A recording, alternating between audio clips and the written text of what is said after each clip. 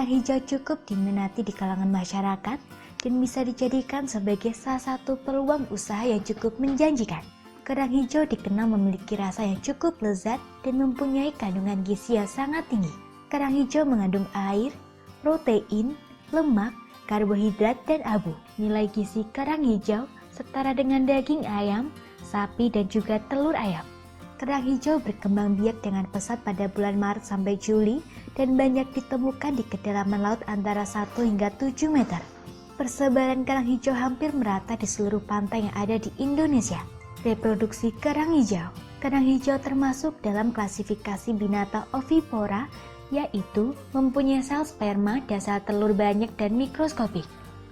Cara perkembangbiakan kerang hijau adalah dengan pembuahan luar, artinya mengeluarkan sel sperma dan sel telur di dalam air dan membiarkannya bercampur hingga menghasilkan pembuahan.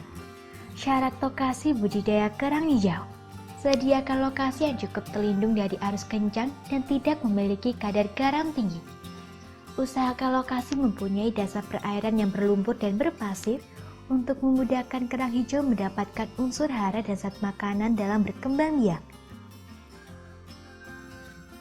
Pastikan lokasi yang dipilih bebas dari limbah beracun seperti seng, merkuri, tembaga, kadmium, timah hitam, dan lain-lain.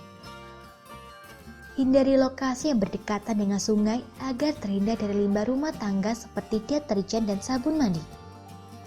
Limbah tersebut memicu munculnya berbagai bakteri yang berbahaya bagi manusia yang mengkonsumsi kerang karena mengandung bakteri Escherichia coli, Salmonella, dan Shigella. Usahakan lokasi memiliki suhu berkisar antara 27 hingga 30 derajat Celcius dengan tingkat pH di angka 6 hingga 8. Kumpulkan spat kerang hijau dengan cara masukkan tali kolektor. Tali kolektor bisa dibuat sendiri dari serabut kelapa, bintalan ijuk, dan polietilin. Masukkan tali kolektor pada perairan yang mempunyai banyak benih kerang hijau dan biarkan benih berpindah menempel pada tali kolektor secara alami. Kemudian, pindahkan tali kolektor ke wadah pembudidayaan. Apabila dalam tali kolektor tidak menemukan adanya bibit kerang hijau, bisa dilakukan transplantasi benih di daerah lain. Cara budidaya kerang hijau. Untuk membudidayakan kerang hijau, terlebih lagi digunakan sebagai peluang usaha, sebaiknya ketahui dulu lebih dalam mengenai pembudidayaan kerang ini. Cara budidaya kerang hijau ada 4 macam, yaitu dengan menggunakan metode tancap, rakit tancap, rakit apung, dan rawai atau tali rentang. Cara budidaya kerang hijau dengan metode tancap. Metode tancap dalam budidaya kerang hijau ini dapat dilakukan dengan pengumpulan benih dari alam, pembesaran hingga panen kerang hijau. Persiapkan batang bambu berdiameter kurang lebih 15 hingga 20 cm, kemudian runcingkan di bagian pangkalnya. Tancapkan bambu yang telah diruncingkan ke dasar perairan secara teratur. Panjang bambu yang dipakai tergantung pada kedalaman perairan ketika pasang atau surut. Kemudian tambahkan bagian ditancap ke dasar dan bagian yang menjulang di atas permukaan laut kurang lebih sekitar 50 hingga 100 cm. Bagian atas bambu dipergunakan sebagai tanda dan untuk memudahkan mencabut saat panen kerang hijau tiba. Bagian atas unit kolektor bisa ditambahkan pondok sebagai pengaman terhadap kolektor. Tambahkan bambu yang diikat, dipasang sejajar dengan permukaan air untuk menguatkan bambu dari pengaruh arus dan gelombang. Tambahkan pula bagian bambu dengan tali-tali tambang yang menghubungkan antar bambu di dalam air.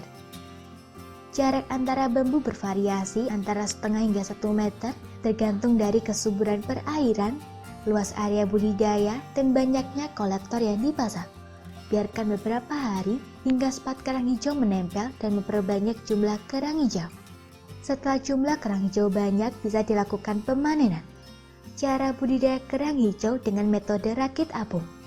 Budidaya kerang hijau dengan menggunakan metode rakit apung biasa digunakan pada lokasi yang memang dikhususkan untuk pembesaran kerang hijau dan bukan merupakan lokasi sumber benih. Keuntungan menggunakan metode ini adalah lebih mudah dalam pemanenannya. Buat rakit dari bambu atau kayu ataupun bisa kombinasi dari keduanya yaitu bambu dan kayu. Buat tasanggan dengan beberapa drum kosong baik dari drum plastik ataupun besi. Kemudian lakukan pengecatan anti karat untuk drum dari besi dan lengkapi dengan jangkar.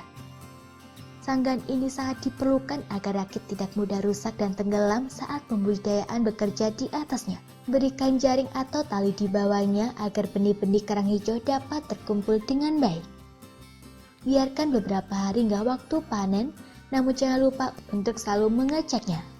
Cara budidaya kerang hijau dengan metode rakit tancap. Metode rakit tancap merupakan gabungan dari dua cara budidaya ternak dengan metode tancap dan juga rakit apung. Metode ini menggunakan bambu sebagai dasar perairannya. Pastikan lokasi rakit telah dihitung berdasarkan tinggi rendahnya air apabila sedang pasang atau surut. Perhitungan ini penting karena untuk mengantisipasi agar tidak mengalami kekeringan. Kemudian tempatkan tali kolektor ke rakit tancap dan usahakan jarak masing-masing tali adalah 1 meter. Lalu diamkan dan lakukan pengecekan secara berkala. Dalam waktu sekitar 6 bulan bisa didapatkan hasil sekitar 20 hingga 25 kg untuk masing-masing tali. Cara budidaya kerang hijau dengan metode rawai atau tali rentang. Metode ini biasanya disebut juga dengan longline. Merentangkan 2 utas tali penggantung kolektor di antara 2 drum pelampung. Bila memiliki drum yang lumayan banyak, bisa dirangkai memanjang sehingga kolektor akan digantungkan dan menghasilkan jumlah lebih besar. Usahakan jarak maksimal antar pelampung ada 10 meter. Jarak antar kolektor gantung adalah 1 meter. Kolektor gantung dapat berupa asbes, tempurung kelapa, tali tambang ataupun kantung benih. Masukkan benih pada kantung benih dan letakkan pada air. Kemudian diamkan beberapa waktu, namun lakukan pengecekan rutin. Setelah menghasilkan dan siap panen, kerang hijau siap diangkat. Dalam membudidayakan kerang hijau, jangan pernah lupa untuk selalu memonitor kualitas air saat pemeliharaan. Berikut poin penting dalam pengawasan kualitas air. Mengukur kualitas air minimal 6 kali dalam setahun, yaitu pada puncak musim kemarau dan musim hujan. Kualitas air diantaranya adalah suhu, oksigen, asalinitas, pH, amoniak, total nitrogen, fosfat, kandungan plankton atau unsur hara, atau yang biasa disebut kecerahan perairan. Mengukur kandungan bahan tercemar logam berat meliputi CD, Hg, plankton beracun serta bahan-bahan terlarut.